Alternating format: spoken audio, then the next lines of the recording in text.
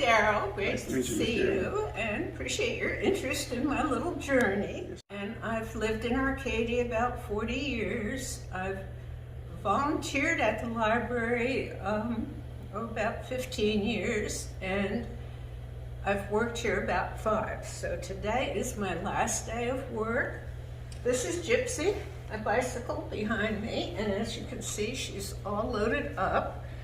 Gypsy and I are going on a cross-country trip. So I will be carrying everything I need. I've got my tent, sleeping bags on order. I had just a lightweight one for Florida, but I figure I better get something a little bit better. And this actually attaches to my handlebar bag. That actually attaches on there, or I can wear it.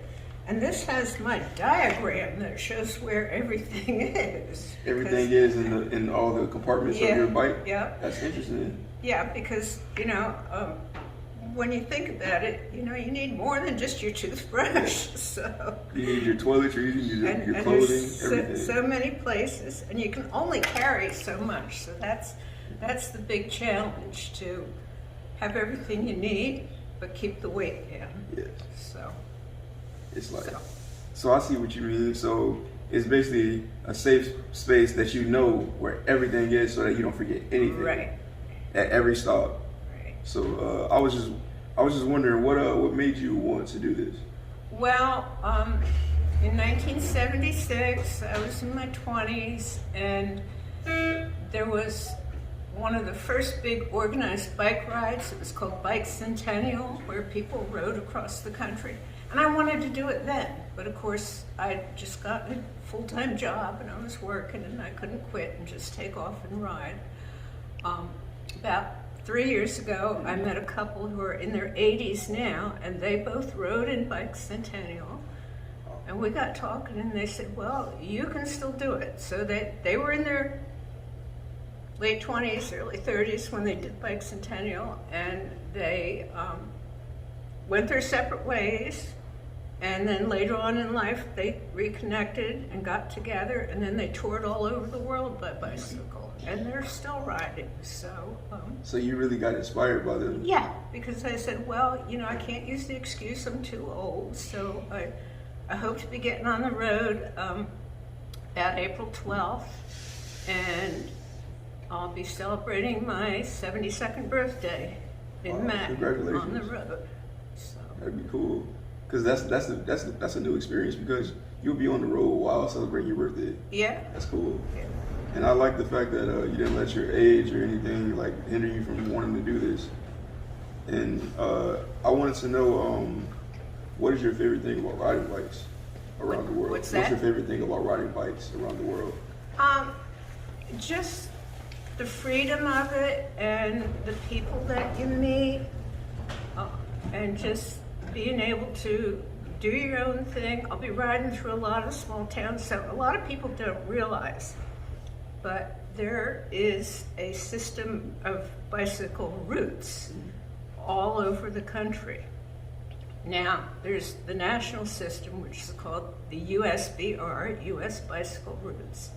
And just last year, they started development of a new route that goes right through Arcadia. So I'm like, okay, the road came to me, I'm gonna get on it and go. So that was like destiny.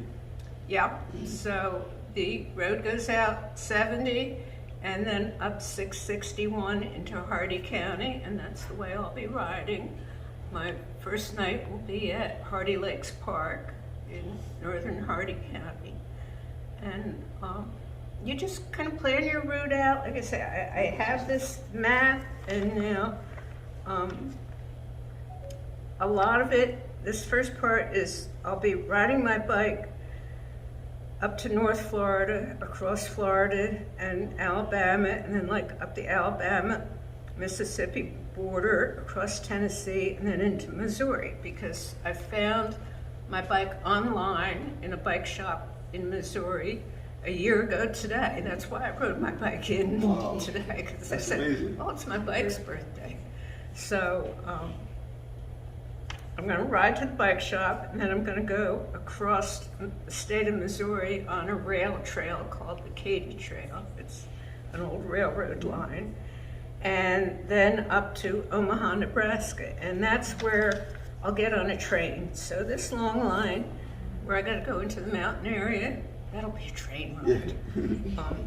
But then I'm visiting a cousin in Colorado, and then going over to California. So looking forward to doing it. You know, I don't know exactly where I'll be, when I'll be, but you know, I just want to try doing it. That's a very major story, and I love everything that like you stand for and things that you want to do. And oh yeah, something interesting on the board. If you guys would come out to the public library, Desoto Public Library, you can pin a location and like tell her about like your experiences at places you visited in your life and things like that. And tell her what it made you feel like when you were there on your journey. There's so much to our great country, and I really haven't been out west at all, so that's why I said I just want to do it. And it's the people that I want to meet. So I do have a blog. There's a website called Crazy Guy on a Bike, and I have a blog, and you can find it by searching for Plot to Plot, because plotting is plotting out on the map, spot by spot, how you're going to go someplace. And then plod, because I'll be going slow. I'll be going average at 10 miles per hour. And the other thing I call my journey is seeing America at 10 miles an hour, because, you know, when you whiz through new areas in a car, you don't see anything. So, but on a bike, you get to see and experience everything. The weather, you have dangers to watch out for. You've got to keep an eye on the weather and what's going on around you, like mudslides, wildfires, whatever. Yes, you got to keep safe. Yeah. So I'm glad you're prepared for that. And I just want to thank you, Ms. Karen, for sitting with me and telling me about your story. And I wish you the best. Well, and I wish you the best too, because I know you've got a great story too. Yes, ma'am. You just inspired me as well. Good. Yes, ma'am. So thank you. Enjoy talking with you. Yes, ma'am.